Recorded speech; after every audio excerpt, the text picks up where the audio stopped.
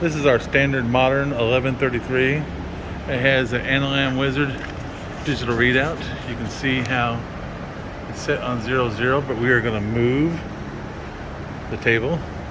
You can see how it moves. And then we're going to move the cross slide right here.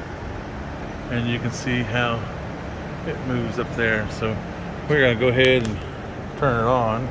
These are our controls. You have start and stop, you have forward and reverse, and then your coolant on and off. So we're going to turn it on. It's set at 36 and it goes all the way up to 1800 RPM. We have slow range and fast range, and so we're going to start it in slow range at first. I'm going to show you this right here. We're going to show you that everything works. So we have it where you can turn the feed on. Let's move it a little bit. Move the cross slide. Move the table. You can see it. Move it up here. And we go back. Show you it's moving on the cross slide here. It's going up there. I'm going to show you that threading. There's this knob right here. Let's move it up over a little bit. Get it going. Let's go ahead and stop. Let's change speeds. Let me show you 72.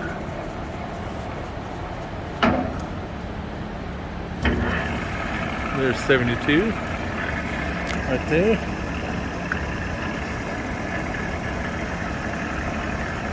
I'll show you how it moves.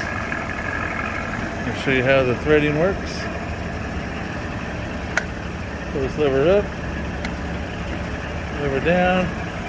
There's threading. You can see it moving. All right, let's go ahead and stop.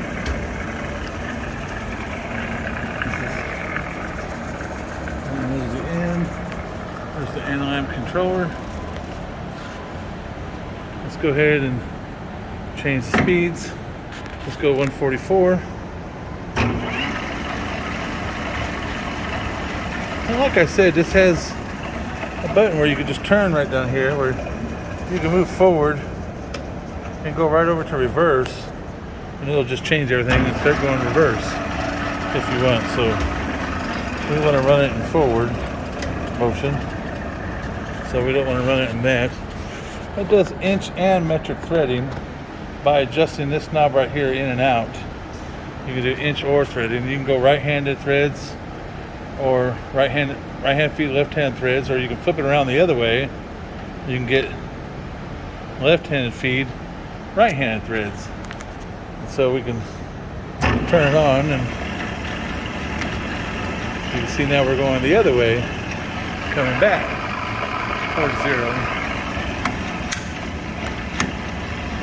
We're going back the other way, back towards 0. So let's go ahead, we're going to stop it again. Let's go through the speeds. We're going to go to next right here. And let's go into the low range.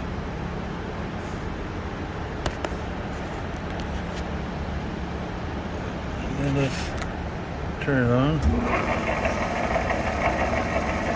Okay, let's go into the fast range. And I'll show you this is 50 right here, or this should be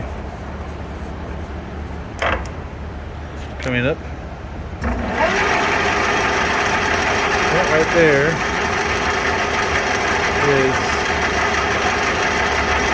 450 in the fast range. Let's go ahead and stop that. We're going to push this in. That turns our threading off and everything. This turns it on, that turns it off.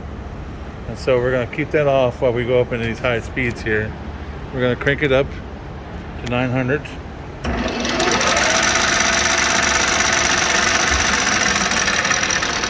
Let's see. Okay, we're in gear. Okay, let's move it to 1800. All right.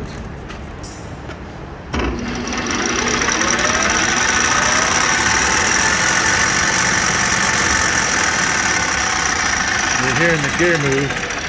Let me push this back in. Okay, now let's try that again. That turns the table on, having that gear on in there, but let's see, now you don't hear it. This is 1800 right here. Really smooth.